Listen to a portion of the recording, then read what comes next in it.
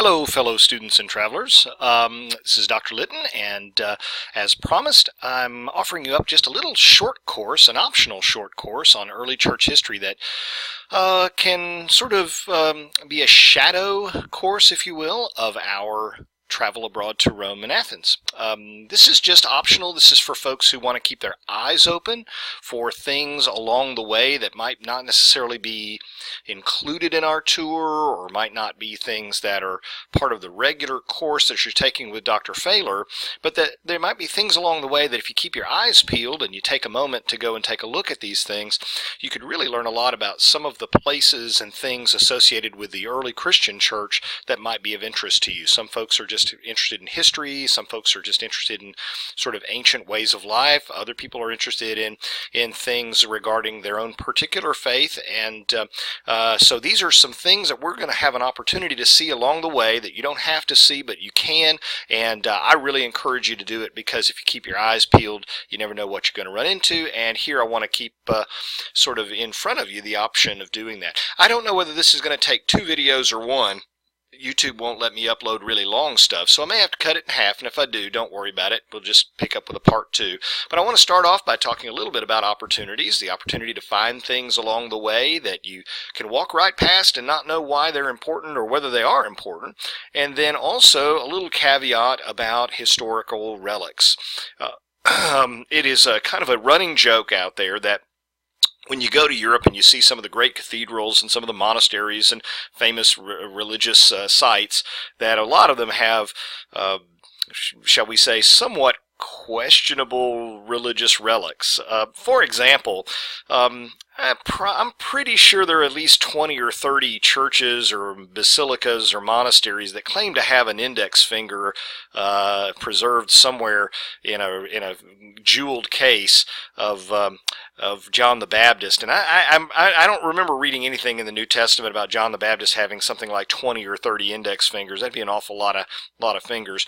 So something somewhere isn't quite right with some of these guys. So most historians take a little bit of a skeptical view of some of these things, although some of them along the way do have some interesting potential as possible historical relics. Regardless, obviously, many of them have been objects of great veneration, have been objects that have inspired a lot of people with regard to their faith, and some of them actually along the way might actually have some historical reliability to them. It just kind of depends on what it is. Sometimes we can trace where they came from, and we're going to talk a little bit about that as we go along. So if you'll bear with me, I'm going to go one by one through some of the sites that we're going to see. I'm going to try to stay chronological. I don't know if we're going to be able to have time to see all of these things, but I just want you to be aware of it. Some of it you might have to squeeze in time on your own. Some of them, like the catacombs, for example, we're going to try to get us out there to one of the catacombs by bus, so that shouldn't be all that difficult. But, you know, you never know about time, so you have to be flexible. I just hope that we're able to see as many of these as you'd like to. And then if you don't see them all, then it gives you just something else to come back to Rome and Athens to do on your checklist. There'll be one at the end that is really, really interesting, but you will definitely have to come back to Rome to do that one, because you have to get reservations in advance, and it's just very difficult unless you're traveling on your own instead of with a group to be able to do it. But I want to whet your appetite on it, okay, because I've done it myself, and it's quite a fascinating adventure. Okay, well, we're going to start with the Mamertine prison. When we finish touring the Roman Colosseum and the Forum, right at the end of the Forum tour, we're going to try to take time to quickly go into a place known as the Mamertine prison. It's a prison that dates way back to the Roman times, of course, and it has had a church built on top of it. It's a very famous prison. It didn't just hold religious prisoners, but the 2 most famous religious prisoners that are reputed to have been put there are Peter and Paul. We know that there were a number of very famous prisoners like Vercingetorix, Jugurtha, the king of Numidia, Publius Sura. He was involved in the Catiline conspiracy that Cicero writes about and everything. So so we know that it was a famous prison that kept high-profile prisoners, dangerous people, or people that were enemies of the state, and so on. We also know that Nero himself did order both Peter and Paul to be executed, and we know that Peter was executed with pretty good sources, not just Christian sources, but pagan sources, Roman sources, historical sources, somewhere around where St. Peter's Square is today. They think they know roughly where the spot is. It's a little off kilter of where the obelisk is. It's not where the obelisk is. It's a little over from that, they think. In about AD 64, by crucifixion, tradition says he was crucified upside down, and that therefore the little altar that you see in the Mamertine prison cell there shows an upside down cross. The bottom picture there is of the cell from years ago, before they built an altar in more recent times, and then also put a kind of an iron cage around the pillar there, the marble pillar. The marble pillar was there because that's where they chained the prisoners. They chained them to that marble pillar there. So a prisoner was put there. Most prisoners who were kept in the Mamertine prison were not kept there for very long. It was not someplace where you spent years and years. The exception was Vercingetorix. But for the most part, they put you there just before they executed you, by and large.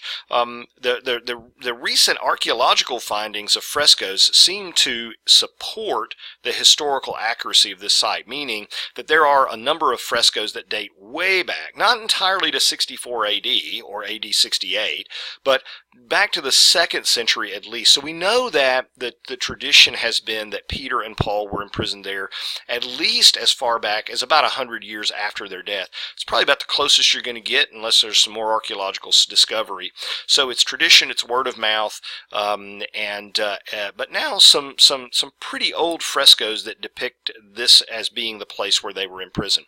Now you might find it an interesting note that Peter was crucified, and he chose, as tradition has it, to be crucified upside down because he didn't feel he was worthy to be crucified the way that Jesus was. Paul, however, was not crucified, and there's a really good reason why Paul was not crucified. He was beheaded instead. And the reason is because Paul was a Roman citizen.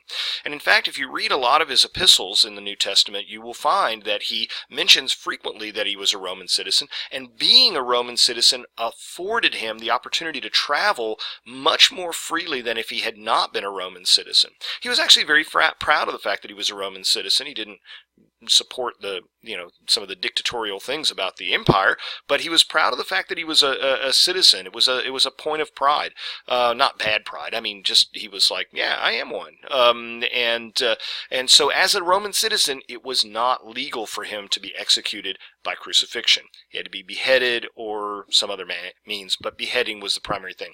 The little hole there that you see at the bottom is the little round thing there, which has been also covered over a little bit, is a drain, or underneath that is a spring, and it leads into the Tiber River. The old tradition was, they were strangled or killed and thrown down that hole. You couldn't get a body down that hole very readily, I can promise you. So it was there just to provide air, and also when the river flooded, it would have a place to go up into there, I guess. I don't know.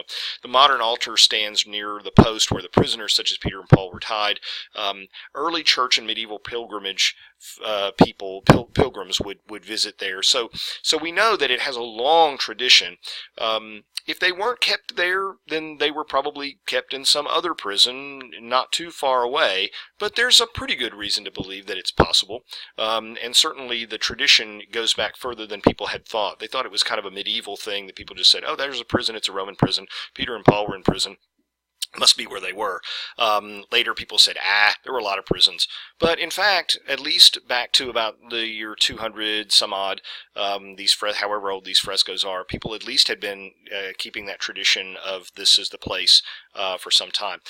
So that's the Mamertine prison. There'll be a small admission. You'll just go in real quick. We'll take some people in by maybe a dozen at a time because it's really small. You'll go in, you'll take a picture. It's like, I don't know, €3, something like, I don't remember how much it is, but we'll get you guys organized. I'll try to buy the tickets in advance so that we can move people through like a dozen at a time. You'll only be able to spend about 3 or 4 or 5 minutes in there. Just quickly take a look. There's nothing else to see. Take a photo real quick and then come on back out and let the next group in. But it's a cool thing to see because you never know, right? We do know that Vercingetorix was sent there, and he's the king of the Gauls that Julius Caesar captured. And that's a whole other story which I'll tell you on tour. Kind of gruesome, but interesting. Okay, so the next thing we'll get a chance to see here is, if I can adjust the screen just a little bit, there we go, are the Roman catacombs. A lot of people think that the catacombs were a place where early Christians had to hide out to worship. Not really. These were burial places. These were early burial places, and they used to think, well, maybe the Christians had to bury their dead there because they were being persecuted. There was certainly a lot of religious persecution of Christians. One big mistake that people make is that people think that early Christians were persecuted because they were committing heresy, that they did not believe in the Roman religion, when in fact there were millions of people probably in the Roman Empire that were not adherents to the Roman state religion. And so this would not have been a big weird thing. Where there was a problem is, in the Romans' eyes, was this: they didn't really care what your religion was. All they cared about is whether or not you acknowledged the emperor as a god. Now, they would also privately tell you, many of them, oh, we don't really think he's a god. I mean, look at him. He looks like your dad's barber or something, okay? I mean, he doesn't look very godlike. But you gotta say that he's a god, because otherwise you're not being a good Roman. And if you're not a good Roman, you're a traitor. You're a dirty, rotten traitor. And so the Romans didn't persecute the Christians because they had some sort of theological difference with them. They didn't really care that much what your private religious beliefs or practices were. They just wanted to make sure that you were being a loyal Roman, and to their mind, not worshiping or publicly acknowledging the emperor as being a god was the same thing as being politically disloyal. So most Christians were not really, in the Roman eyes, were not really persecuted for religious reasons. They were persecuted because they were seen as political traitors. But of course, if you're a monotheist and somebody comes to you and says, oh, it's okay, you can be a monotheist, just worship this other guy too, that's kind of a deal breaker, because look up monotheism in the dictionary and it just means one God. I can't add another one to it or suddenly I'm not a monotheist anymore. So you get the idea. So, you know, a lot of us think that the catacombs are where Christians had to hide out to worship. Early Christians did have to hide out to worship, but it was for different reasons than you think. But for the catacombs really were not the place of worship. They were a place where they buried their dead. And the reason for that is because ancient Roman pagans largely cremated, and when they cremated, they would put the ashes in a jar, and then they would put the jar in these little mausoleums, these tiny little miniature sort of houses. And in fact, a collection of these houses would have been above ground, would have been called a necropolis, a city of the dead, because all the little houses had little tiny streets, and you'd go and visit Grandma and Grandpa and Uncle Fred or whatever, and leave offerings and things like that. Well, the Christians didn't do that. They buried and did not cremate for the most part, and so that takes up a lot of space. And land was very expensive. Rome was the first city that we know of on planet Earth that had over 1 million inhabitants, so you can imagine how expensive land was. So if you can't buy land above ground because it's really expensive, what do? Well, you dig tunnels and bury them underground, which is fine because you want to bury them anyway, right? Because you're not cremating. You want to put the body someplace where it's not going to be, gross. So these are largely burial chambers and tombs that are underground, and we'll be visiting some of those. Don't know whether we're going to go to San Callisto, which is in the upper right-hand corner, or San Sebastiano, which is in the upper left-hand corner. I'm hoping it's San Callisto because I think it's a little bit more interesting and a little less sort of touristed, and so it's got some interesting things. But while we're there, the catacombs, they date to about the 2nd to 5th century. By the time the 600s and 700s roll along, Christians aren't really burying in the catacombs much. They're burying elsewhere, and it's not really that necessary to do it. But some of the earliest popes are buried there. The early bishops, of course, the Pope is the Bishop of Rome. Some of the earliest popes are buried there, and that's kind of interesting. And also the artwork and fresco on the walls are very fascinating to take a look at. So we'll get a chance to take a look at some of that. Some of the interesting things that you might want to do is to take a look at, as we get an opportunity to view in museums and places, Christian iconography. If you look at some of the burial, I guess headstones is what you would say, down at the bottom here, on the left and right, there's a fellow named Priscus on the right. You'll notice a couple of things. There's a dove, a symbol of Christ. There is the Chi Rho, which is the ancient Roman cross. Chi Rho meaning Jesus Christ. Okay, and then you'll see the man with his hands up. In fact, in the early church, that's how people prayed. They prayed by lifting their face and holding their hands up. In fact, and you know, what's interesting is today a lot of charismatics in the evangelical movement express worship that way. Other denominations do that. So when you see that, and you're not of that particular tradition, what you ought to be thinking is, you know, what they're trying to do is, I guess, go back to some of the practices of the early church.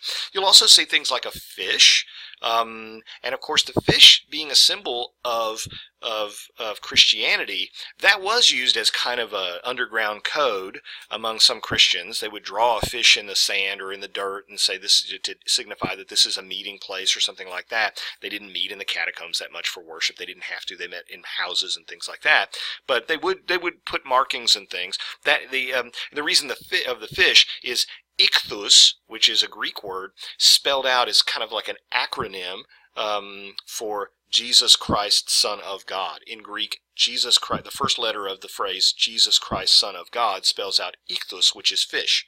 And also the miracle of the loaves and the fishes, right? An anchor was a kind of surreptitious, hidden symbol for a cross. If you put a cross, you'd pretty much know, okay, Christians are meeting here. But if you put an anchor, people might think, I don't know, maybe sailors, I don't know. So they would use these kind of little symbols and codes, and you'll see it all over some of the frescoes and things. Interesting thing, if you want to, at the end of this presentation, maybe it might be the second second video, depending on how long this runs. Probably will be. I've got some sources that you can consult, and one of them is a recording of what may be the oldest Christian hymn that we know of, and a more modern rendition of it. It's called Phos Hilaron, which means Hail Gladdening Light, and it's still sung by a lot of Christians today in different worship services and things, but it's a really old, it's more of an Eastern, not a Roman one, but they probably would have known the song. Early Christians in Rome, even though it's a Greek song, would have known that hymn in all likelihood. So it's a really super old one. The Scala Sancta is the next item, and then we'll probably break this into a second video. This is a fascinating thing, and again, we're dealing with relics here. It is, translation, holy staircase, right? Sacred staircase. Down at the bottom is to the right is a sculpture, and you can see this in the museum there in Rome, a sculpture of the bust of the Emperor Constantine. The Emperor Constantine was the first Roman emperor to convert to Christianity, and a little bit later, after Constantine, Christianity actually becomes the official religion of Rome, but not for a while. His mother, Helena, who is now known as Saint Helena, is largely credited with convincing him to convert to Christianity, and she was an ardent Christian, and one of the things that she did that is so important is that she made a pilgrimage to the Holy Land in search of relics. Now, again, she brought back a piece of what is supposed to be the actual cross that Jesus was crucified on. Was it? I don't know. There's reason to believe that maybe she was in touch with people there, traveling through that area, who within a few centuries of Jesus's death and burial and resurrection may have held on to something like that. You can imagine someone would have wanted to hold on to it. Now, whether it survived all the way to 326 AD when she came through there or not, I don't know. I will tell you that if you took all the pieces of what are supposed to be the real cross, put it together, you probably have enough wood to make Noah's Ark. That's the old joke. So there's just no telling. So all these relics and whatnot. But now, after sharing that skepticism, I now want to make the case for you that this staircase may actually be what it purports to be, and that is the staircase from the palace of Pontius Pilate. It was important, the staircase, because if it is the staircase from that palace, it almost certainly is the staircase that Jesus would have had to ascend in order to meet with Pilate. And remember, he was presented to the crowd below.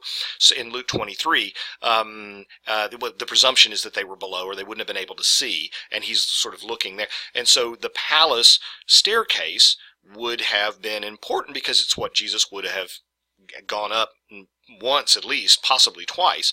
Now, what makes this relic so temptingly, possibly authentic? Well, number one, the location of the palace of a Roman prefect would have been very well known. If someone were to ask you today, where's the White House, people in Washington wouldn't say things like, well, which White House? You know, there's several of them to choose from. I don't really know where the White House is where it is. Everyone knows where it is.